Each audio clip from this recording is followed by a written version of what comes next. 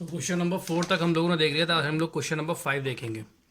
ठीक है, तो क्वेश्चन नंबर 5 हमारे पास में क्या है कि एक ट्राइंगल दिया गया जिसकी साइडें रेशियो में दी गई हैं और उसका पेरीमीटर भी दिया गया है। तो perimeter of triangle equal to 540 centimetre, और जब भी रेशियो में होता है तो उसको हम साथ में एक्स लेकर के लिखते हैं। Let A equal to 12x, B equal to 17x, C equal to 25x। ठीक है, हमारे पास फार्मूला होता है perimeter of triangle equal to sum of side. ठीक है, ये क्यों लगाया जा रहा है? क्योंकि जब तक हमको एक्स की वैल्यू नहीं पता होगी तब तक हम यहाँ पे साइड का मेजरमेंट नहीं निकाल सकते। तो हमको सबसे पहले यहाँ पे एक्स की वैल्यू पता होनी चाहिए। तो सम ऑफ साइड मतलब ए प्लस बी प्लस सी, ए 12x है, बी हमारे पास 17x है और ये 25x है। इन तीनों को ऐड किया तो हमारे पास 54x हो गया। Then x equal to 540 upon 54 equal to 10। तो x की वैल्यू 10 आ गई है। अब जहां जहां x है वहां पे हम मल्टीप्लाई करा लेंगे। तो a equal to 120 centimetre, b equal to 170 centimetre and c equal to 250 centimetre. ठीक है, तो ए बी सी की वैल्यू हमारे पास आ गई है। अब हमें करना क्या है? हमें एरिया ऑफ ट्राइंगल निकालना है। ठीक है, एरिया ऑफ ट्राइंगल तो सबसे पहले ऐसे निकालना पड़ेगा। S equal to A plus B plus C होता है upon 2। A plus B plus C हमारे पास 540 दिया गया, हम काटेंगे तो 270 हमारे पास आएगा। Area of triangle equal to हमारे पास फार्मूला होता है रूट के अंदर S, S minus A, S minus B, S minus C. Important formula है, याद होना चाहिए। ठीक है, तो एस की वैल्यू हमने यहाँ पे 270 रख ली। एस की वैल्यू 270, ए हमारे पास 120 है, 120 रख लिया गया। फिर एस की वैल्यू 270, बी हमारे पास 170 है, 170 रख लिया। एस हमारे पास 270 है, 270 रखा, और सी हमारे पास 250 है।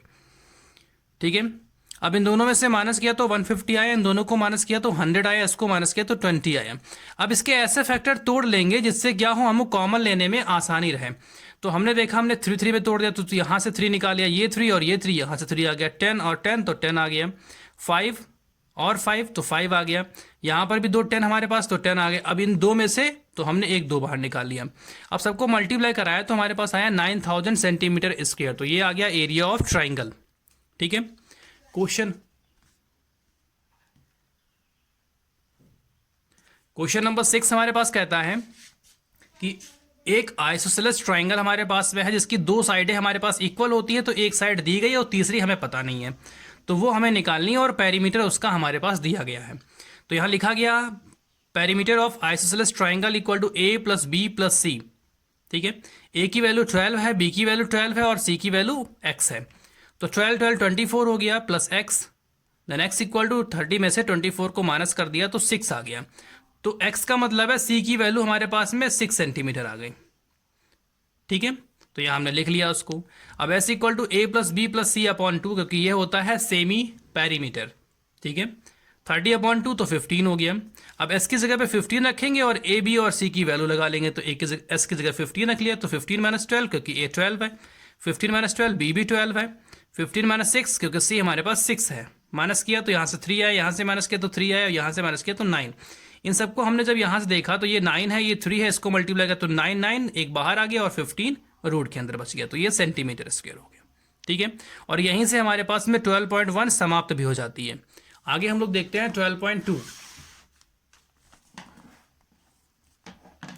ठीक है, तो 12.2 हमारे पास में कहता है कि जो पहला हमारे पास क्वेश्चन है उसमें एक क्वाड्रिलेटरल बना हुआ है ABCD।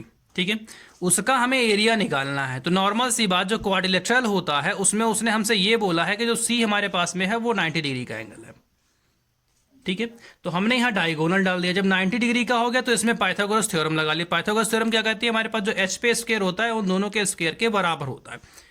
लगा लिया हमने। तो BD हमें यहाँ से निकालना है। तो DC हमारे पास में 5 है तो 5 का स्क्वायर, BC हमारे पास 12 है, 12 का स्क्वायर, तो ये 25, ये है हमारे पास 144 हो गया। इन दोनों को ऐड किया तो 169। यहाँ से रूट हटेगा, इसके ऊपर रूट लगेगा, तो ये हमारे पास 13 का स्क्वायर होता है। तो 13 सेंटीमीटर हो गया। अब इसकी बात करते हैं एरिया ऑफ ट्राइंगल BCD। तो ये हमारे पास में हाइट है, ये हमारे पास बेस है, तो हमने यहाँ पे लगा लिया हाइट इंटू बेस। हाइट हमारे पास 5, बेस हमारे पास 12, काट दिया तो 30 सेंटीमीटर स्क्वायर हमारे पास में एरिया ऑफ ट्राइंगल BCD आ गया। ठीक है, अब बात करते हैं in triangle ABD, A B और D की।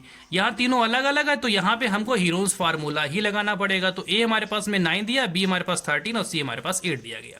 तो पहले हम एस निकाल लें, एस हमारे पास 15 आ गया। फिर area of triangle equal to हमने फार्मूला लगा दिया, यहाँ पे सारी वैल्यूज वही रख दी जो हमारे पास वैल्यूज थी, सॉल्व किया तो हमारे पास में 35.5 आ गया। ठीक है, इसका निकल आया, इसका निकल आया। अब इन दोनों को अगर हम ऐड कर देते हैं तो एरिया ऑफ क्वाड्रिलेटरल निकल आएगा। तो area of quadrilateral equal to area of triangle BCD plus area of triangle ABD, दोनों की वैल्यू 30 प्लस 35 प्लस 5, इन दोनों को ऐड किया तो 65.5 सेंटीमीटर स्क्वायर हमारे पास इसकी वैल्यू आ गई। ठीक है, क्वेश्चन नंबर 2 देख लेते हैं।